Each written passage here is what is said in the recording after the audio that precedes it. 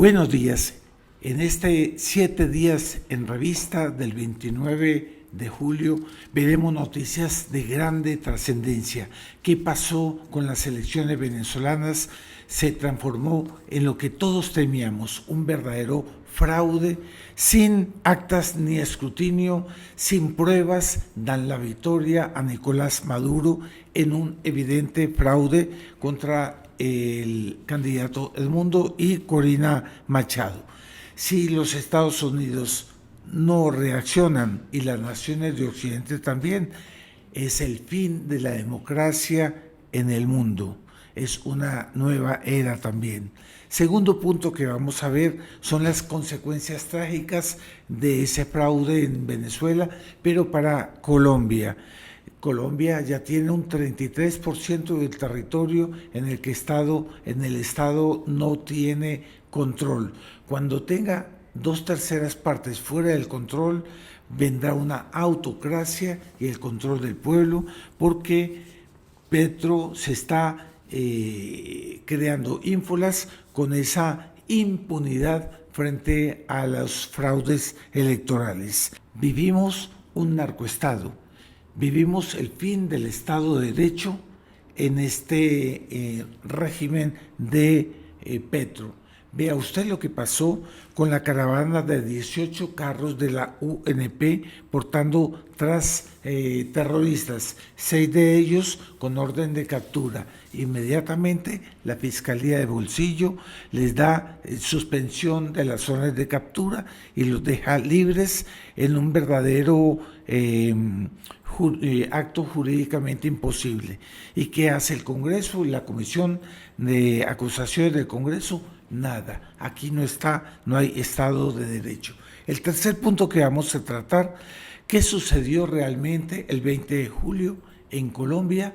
Vimos todos los movimientos sociales contrarios a Petro, divididos, infiltrados, discutiendo y peleando y mostrándose en pequeños piquetes que en su conjunto, si no hubiéramos confundido a la opinión pública, hubiéramos llenado las plazas y hubiéramos hecho nutridas manifestaciones y marchas.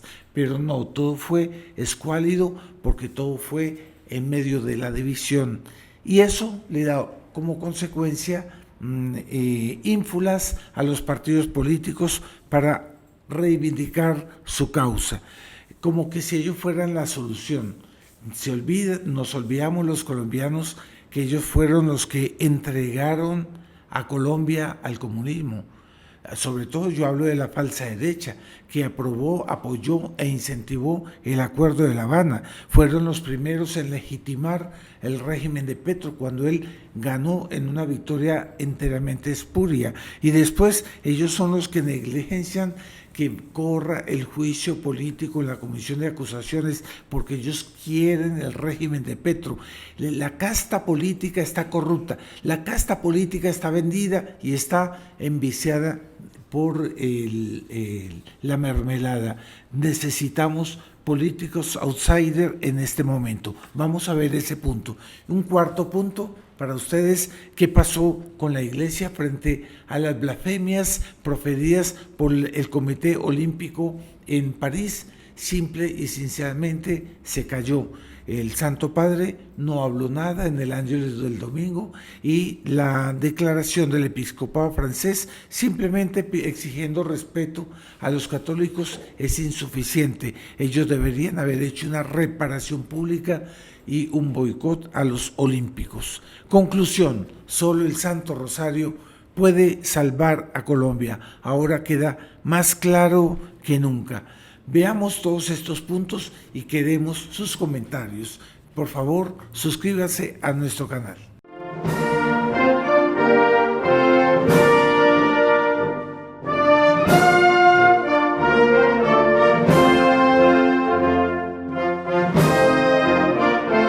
Un saludo cordial a todos los amigos del Centro Cultural Cruzada, a los que les invito, si no lo han hecho, para que se suscriban y mantengamos un contacto, una unión y una acción en conjunto para enfrentar el grave peligro que se cierne sobre Colombia y el mundo, y que juntos defendamos la cultura y la civilización cristiana y nuestras naciones católicas. Si no nos unimos, estamos perdidos. Justo estamos en medio de una confusión que solo puede ayudar al comunismo, al demonio, para llevar adelante la revolución anticristiana. Vemos, por ejemplo, Venezuela. Todo el mundo sabía que había ganado Edmundo y que Maduro no tenía nada que hacer frente a esa victoria que era masiva. Y de hecho, los venezolanos se dieron cita en Venezuela para ir a votar masivamente. Yo estoy calculando que por lo menos un 75-80% votaron contra Maduro a favor de Edmundo González y Corina Machado. Pero entonces al transcurrir el 30% del escrutinio, ya se comenzaban a ver tendencias de esa masiva y victoria de Edmundo, y por lo tanto se canceló, se cortó. Dicen que fue un hacker, yo no creo que sea un hacker, fue hecho de propósito. No hubo ningún acta, ningún escrutinio, ninguna publicación de las tendencias hasta ese momento, porque ya las había. Simple y sencillamente dejaron pasar la cosa hasta las 11 de la noche más o menos, en que el Consejo Nacional Electoral venezolano se reunió para decretar victoria de Maduro, sin dar pruebas, sin mostrar escrutinios, sin mostrar actas.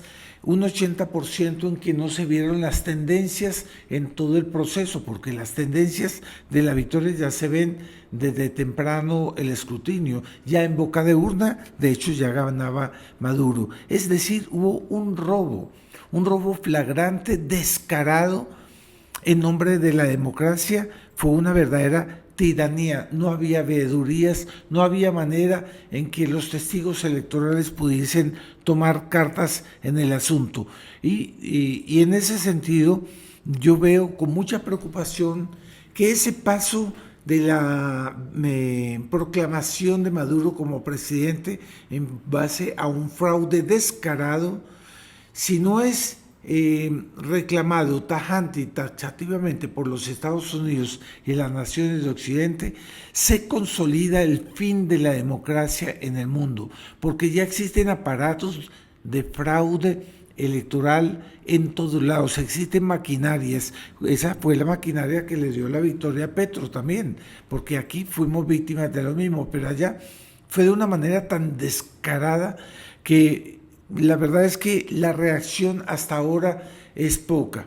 Y de parte de la población venezolana, pues muy fácil.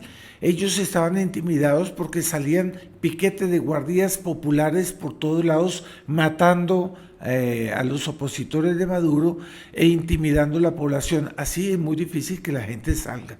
La única manera es contra la tiranía, dice Santo Tomás, es legítimo matar al tirano, que haya una verdadera guerra civil, y es exactamente lo que necesita Venezuela. ¿Lo habrá?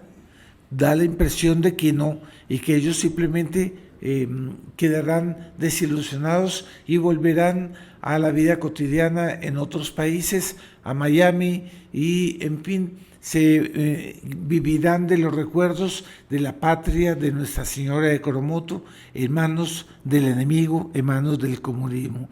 Ustedes ven, es que ya no hay democracia, no existen condiciones para eso, porque los medios son mentirosos y manipuladores. La educación de los niños ya está en manos del comunismo, de manera tal a que ya no existe una formación, existe una instrucción, una manipulación del alma de los niños, de tal manera que van formándose generaciones nuevas que son generaciones comunistas, ateas, porque así nuestros padres, los padres de los niños, ya están permitiendo que así deformen, instruyan y manipulen la infancia. ¿Y por qué no permiten a la Iglesia la formación católica, la instrucción católica? ¿Por qué no le permite el catecismo y cuidar de las almas? No, porque entonces ya sí, la Iglesia sería manipuladora y tiránica al formar las almas para el cielo, para el bien, para el conocimiento de la verdad. Pero al comunismo sí se le dan todas las prerrogativas. Hoy no hay democracia, no solamente en ese bloque que se está formando, que es un bloque autoritario. Rusia, Corea del Norte, Irán, China, Cuba y ahora Venezuela. Es un bloque cada vez más poderoso en el cual nosotros quedamos como finlandizados, dependientes, porque vamos a hablar claro, Colombia después de esto va a quedar dependiente no solo de la intimidación, sino hasta de la economía colombiana por Venezuela, porque el 40% del PBI colombiano es el narcotráfico, y eso pasa por Venezuela, y ahora el petróleo, se está acabando el petróleo en Colombia, porque no se explota más, el gas tampoco se explota más, vamos a depender de la importación de petróleo de Venezuela, es decir, vamos a estar dependientes de Venezuela. Bueno, si se acaba la democracia y si Venezuela es de esa manera dominada por esa autocracia, ese totalitarismo, las consecuencias para Colombia son graves. Es el segundo punto que yo quiero tratar. Yo les decía a ustedes que ya, según las informaciones, el 33% del territorio colombiano está fuera del control del Estado y va en aumento, porque las guerrillas tienen el comando central, que son los que gobiernan de tal manera las disidencias, en fin, por aquí y por allá. Hoy en día van aumentando el rol y el poder sobre vastas regiones del país, de tal manera que poco a poco, yo le doy 6 meses en que por lo menos 2/3 partes del territorio colombiano van a estar en manos de la guerrilla. Ellos van a cedular, van a registrar, van a cobrar sus impuestos y van a intimidar, van a secuestrar y matar a quienes se opongan. De las grandes ciudades no se va a poder salir, porque en el campo no va a haber garantías constitucionales ni de seguridad absolutamente, y por lo tanto ya vendrá una autocracia para Colombia. En lugar de la Constitución se creará un régimen legal del pueblo, el Comité Cívico del Pueblo, que es todo este comité producto de las negociaciones con el ELN. Y simplemente Petro dirá, esa es la ley porque eso es lo que el pueblo dice, porque esos son los representantes del pueblo. Y entonces usted ve que ya estamos perdiendo nuestro país. El Cauca es un verdadero laboratorio. El Cauca, el Estado ya no tiene poder ninguno, ya es autónomo completamente, dominado por los grupos terroristas. Así será todo el país, así serán todos los cinturones que van a rodear las grandes capitales de Colombia, de manera tal a que dentro de las ciudades de aquí a poco también no va a haber garantías. ¿Y qué va a haber? ¿Qué va a hacer el colombiano mediocre? No va a resistir. Él se va del país y va a dejar la situación aquí. Y aquí habrá un baño de sangre, ¿cierto? Mire usted la noticia de los 18 carros de la UNP transportando terroristas, 6 de ellos con órdenes de captura. Pero eso es un descaro, ver cómo el Estado los protege con una impunidad impresionante. Peor aún fue la actitud de la Fiscalía de bolsillo de la doctora Luz Adriana Camargo, que viola la Constitución y todo el proceso, Código Procesal Penal, el mismo Código Penal, de la manera más parcial, levanta las órdenes de captura para que salgan de la cárcel aquellas personas que fueron tomadas en flagrancia. Esas órdenes de captura no pueden ser suspendidas porque ellos fueron tomados en flagrancia con órdenes de captura. Por lo tanto, ya es una regla de juego diferente. Total, entonces ya no hay Estado de Derecho. Estamos comenzando una autocracia, un totalitarismo. Y en ese sentido, pues ya no hay manera de reclamar. Vamos a ver el tercer punto para que usted entienda, para que entendamos los amigos lo que está pasando con Colombia. ¿Qué sucedió el 20 de julio en Colombia? La Plaza de Bolívar estaba vacía, con piquetes de oposición a Petro, pero era un piquete acá, otro piquete allá. ¿Por qué? Porque hubo infiltrados que se metieron a dividir toda la oposición de los movimientos cívicos, la oposición de lo más saludable que son los movimientos cívicos en Colombia. Hubo pelea de procedimiento, de que lo mejor, juicio político, juicio penal, cabildo abierto, otras posibilidades. Había también unas beligerantes que hablaban de un golpe de Estado, una invasión del Palacio de Justicia, o en fin, una guerra civil, etcétera, etcétera, y se dividieron. Yo estuve el 19 con nuestros amigos, porque todos esos movimientos son amigos nuestros, por ejemplo, con Faro, y uno veía buena voluntad, pero era, vamos a hablar claro, una cuarta parte de la Plaza de Bolívar, ¿cierto? De todas maneras yo estaba ahí para apoyar en nombre de Cruzada también, como debería hacer todos los colombianos, ¿cierto? Pero entonces venían también de Santander, un piquete que entró trotando a la Plaza de Bolívar, pero eran toda una serie de conjuntos de bloques aislados. ¿Por qué? Porque todos estaban peleando unos contra otros en las metodologías y en los procesos a seguir, de manera tal a que no se pusieron de acuerdo. Si hubiera habido claridad en la información y no hubiera habido toda esa desinformación, ese caos y esa disputa, hubiéramos llenado la Plaza de Bolívar hasta los bordes. En Medellín hubiera sido otra gran manifestación masiva, como siempre la hacemos. Sin embargo, aquí en Medellín fueron 100, 150 personas, en la que también el Centro Cultural Cruzada tuvo el honor de participar con el Rosario Público por Colombia, con la imagen de Nuestra Señora, etcétera, etcétera. En la Plaza de Bolívar también estuvimos, un Rosario Público a la 1 de la tarde en la Plaza de Bolívar, y fue realmente muy bonito, muy bueno, bajo el lema "Solo el Rosario puede salvar a Colombia". Pero yo veía con dolor que a las 10 de la mañana le tocaba a los partidarios del juicio político, pero no tenían estrado, no tenían micrófonos, era una disputa entre uno y otro. A nosotros nos tocó a la 1 de la tarde, a las 2 vinieron Faro y todos los otros movimientos, Cabildo Abierto, y todos los otros movimientos del doctor Santos, de Faro, en fin, a favor del proceso penal, doctor Lucio, etcétera, etcétera. Pero como todos ellos estaban peleados también ahí, ellos llenaron una cuarta parte de la Plaza de Bolívar. Conclusión. Los colombianos estamos desarticulados, estamos confundidos, estamos desinformados y no sabemos qué hacer. Muchos colombianos se fueron para sus fincas. En medio de la comodidad de las fincas, ellos se sentían incómodos, con calor, ciertamente, porque ellos sabían que tenían que estar en esas plazas, salvando el país con su presencia y su oposición. Yo hasta no los culpo, porque era tal la confusión que se creó en medio de todos los movimientos sociales que ellos ya no sabían bien si había marcha o no había marcha.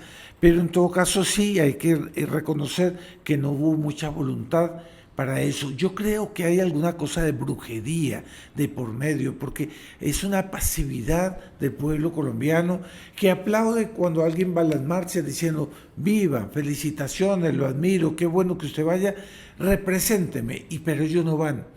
Yo creo que es una acción de infestación diabólica, porque yo creo que constantemente esas acciones de brujería se hacen constantemente en el país. Y por lo tanto, pues la sociedad civil ha fracasado o mostró ser fracasada, para burla de la izquierda, para burla de Petro. Y entonces aquí viene el cuarto punto. ¿Cuál es la reacción de los partidos políticos? Reivindicarse como la solución para Colombia. Estuve en una reunión, que no voy a decir mayores detalles, una reunión de liberales, librepensadores, que se oponen a Petro, pero en nombre de un centro que yo diría hasta centro izquierda, reivindicando el Congreso como la solución y la salvación para el país. Pero es que estas personas se han olvidado que el Congreso está enmermelado. Bueno, ellos reivindicaron en esa conferencia que yo estuve aquí en Medellín, ellos reivindicaron el derecho de la mermelada. Es bueno, vamos a aclarar conceptos. ¿Qué es la mermelada? Son contrataciones, dinero que llega a los senadores a cambio de sus conciencias, de manera tal a que pasan a depender de los proyectos del Estado, en este caso del Petro, para ser aprobados. Es decir, ellos venden las conciencias y permiten que el país vaya para adelante. Una prueba clara es, por ejemplo, la Comisión de Acusaciones del Senado, que no quiere llevar adelante el juicio político, violando la ley, violando la Constitución. ¿Y qué hacen los partidos políticos de oposición a Petro? No dicen nada, mejor dicho, se dicen, nos regañan a nosotros, a la sociedad civil, por reivindicar el juicio político y exigiendo que Petro termine su régimen, su gobierno en nombre de la institucionalidad. Y es que ellos no se dan cuenta que Petro se va a perpetuar en el poder, que viene una autocracia, que viene un baño de sangre, que viene el fin del Estado de Derecho, que ya comenzó. Ellos no se dan cuenta.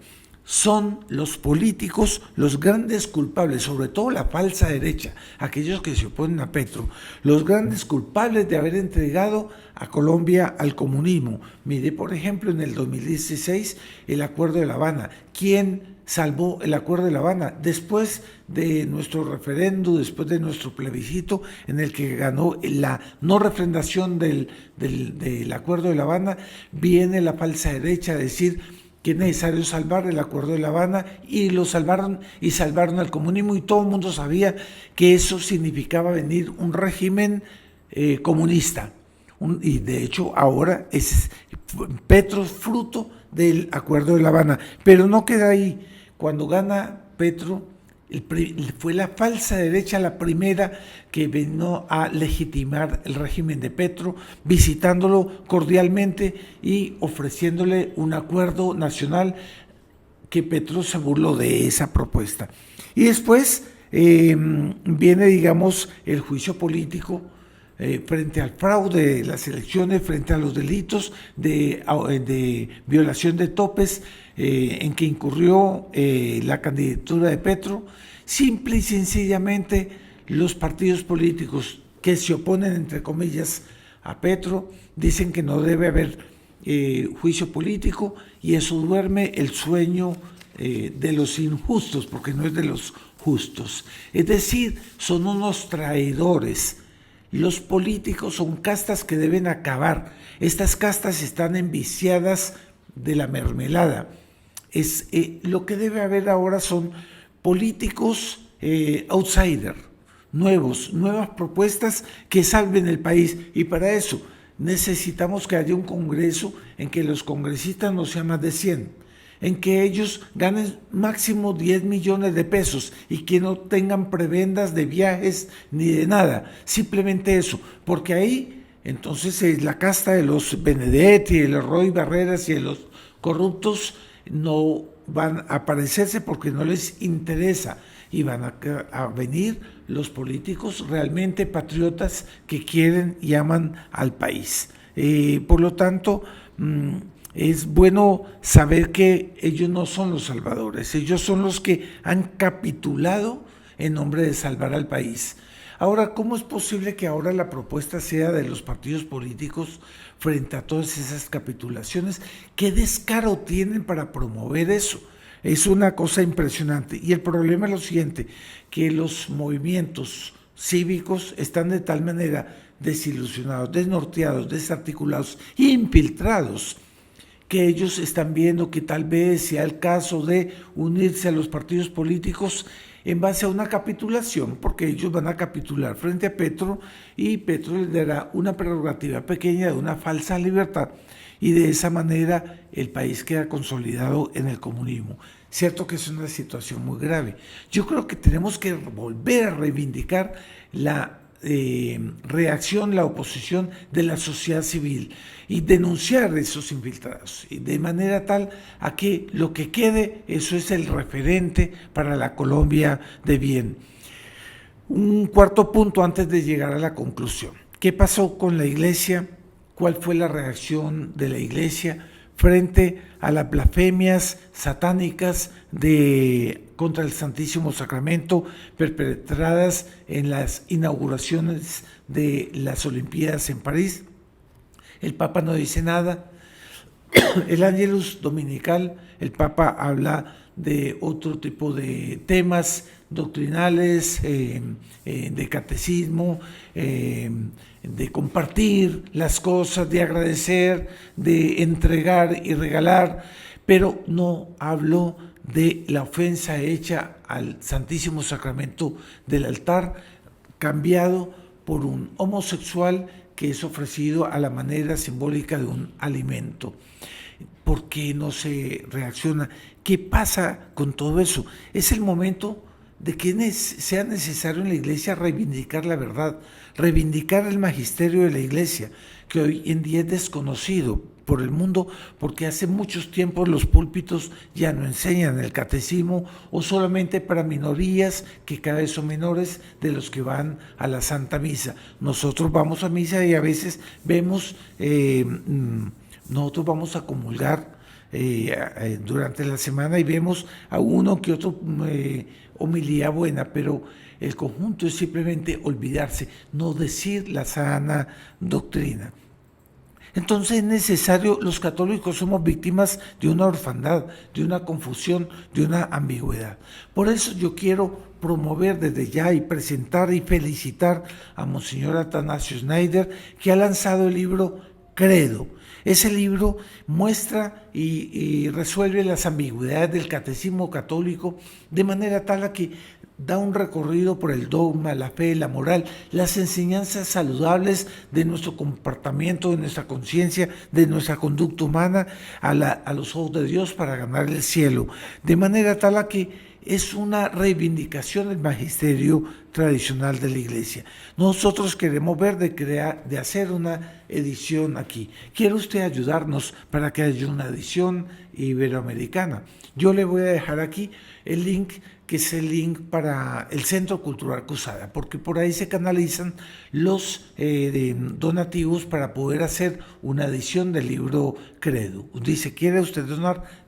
Coloque ahí el dinero. Necesitamos recolectar 10 millones de pesos para esta edición, para hacer una cosa en grande, y ahí verá usted a todos los miembros del Centro Cultural Cruzada desinteresadamente haciendo campañas públicas sin cobrar dinero, solo por amor de Dios, difundiendo y vendiendo, pero por una cuota pequeña, o regalando mejor el libro Credo, pero de manera tal a reivindicar las enseñanzas. Solo así podemos salvar la Iglesia, la civilización cristiana, y volver a reivindicar la verdad frente a la manipulación mediática, frente a la desinformación de las instrucciones que les están dando a nuestros niños, corrompiéndolos desde los colegios y a los jóvenes desde las universidades. Ahora sí, viene la conclusión.